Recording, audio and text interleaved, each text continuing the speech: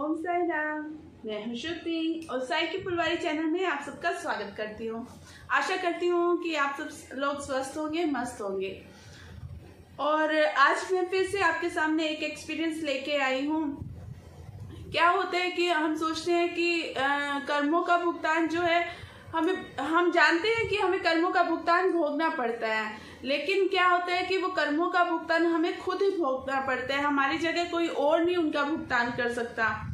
तो जो है उसके लिए जो भी एफर्ट्स करने होते हैं, ये हालांकि ये कहा जाता है कि अगर घर में कोई भी एक भी बंदा बाबा का नाम लेता है तो उसका फल सभी को मिलता है, लेकिन कई बार कुछ ऐसा होता है कि अपने लिए यदि कुछ बाबा से कुछ पाने की इच्छा है तो हमें खुद ही एफर्ट्स करने पड़ते हैं, बाबा की तरफ जाना पड़ता है, बाबा का नाम लेना पड़ता है, बाबा का नाम सिमरन करना पड़ता है।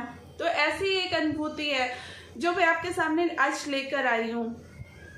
तो मेरा भतीजा है, उसकी उम्र 15 साल की है। तो उसको ना पेट में इन्फेक्शन था।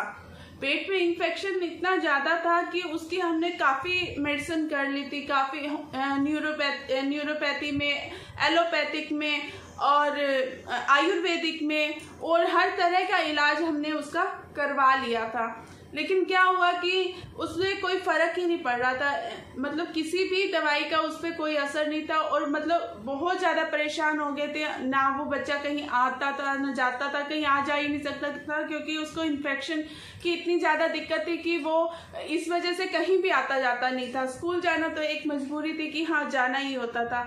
लेकिन क्या है कि हमें बड़ी परेशानी हो रही थी कि इसका इलाज कैसे होगा, क्या होगा। अब यही सोच लिया था कि इसे हम लोग दिल्ली ही किसी अच्छे हॉस्पिटल में दिखाएंगे। तो इसी बीच हमारे घर साईं गीता पहुंच जाती है, बाबा पहुंच जाते हैं। तो फिर क्या होता है कि भाभी कहती हैं कि मैं इसके लिए, अब बेटे के लिए साईं गीता का पाठ करती हूँ कि शायद इससे ही इसका कष्ट कट जाए।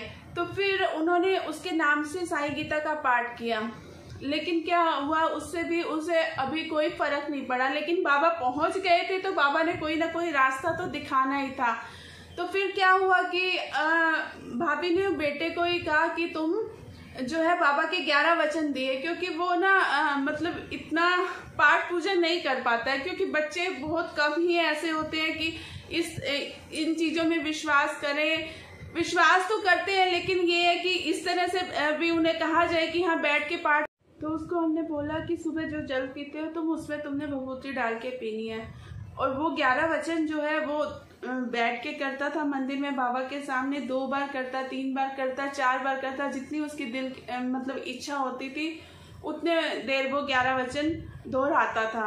और उसके बाद आप मानेंगे नहीं कि जहाँ हमने इतनी सारी दवाइयाँ करने के करके हम थक गए थे कि उसे कोई फर्क नहीं पड़ रहा था, बाबा के 11 वचनों ने इतना बड़ा चमत्कार किया कि उस बच्चे को बहुत ही जल्दी, हमें पता ही नहीं चला कि कब उसकी बीमारी ठीक हो गई। और इस बात को 1 साल हो गया है कि उसे उसके बाद वो वैसे वाली कोई दिक्कत नहीं आई है। बाबा के 11 वचन जब उसने खुद से करने शुरू किए, बाबा के सामने बैठ के अपने कष्ट के लिए, अपने दुख का निवारण चाहा, तो बाबा के 11 वचनों ने उसके कष्ट को हर लिया और वो बिल्कुल स्वस्थ हो गया और उसे अब कोई दिक्कत नहीं है।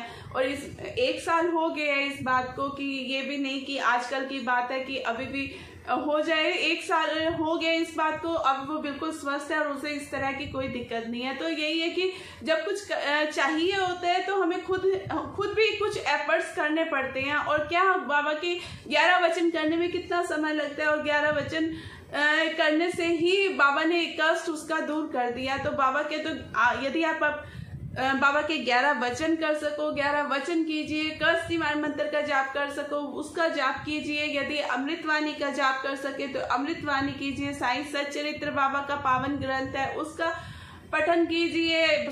श्री साईं गीता है जो कलयुग में अवतार है बाबा का, उसका पाठ कीजिए।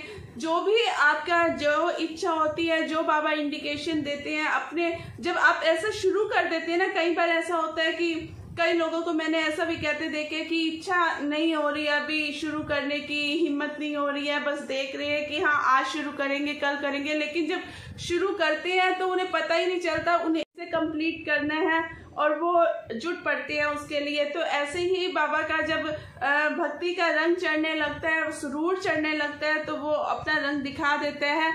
तो इसी तरह यदि आप ऐसा करेंगे और बाबा के इन पावन ग्रंथों का पठन करते हैं तो बाबा हर तरह से आपकी रक्षा करते हैं। यही मेरा आज का आपको अनुभव बताना था। और इसके साथ ही यदि आप अपना अनुभव शेयर करना चाहते हैं तो आप अपना अनुभव मेरे व्हाट्सएप नंबर या फ़ोन करके आप मुझे बता सकते हैं। इसके साथ ही साई की फुलवारी चैनल को आगे बढ़ाइए। ओम साई राम, जय साई राम।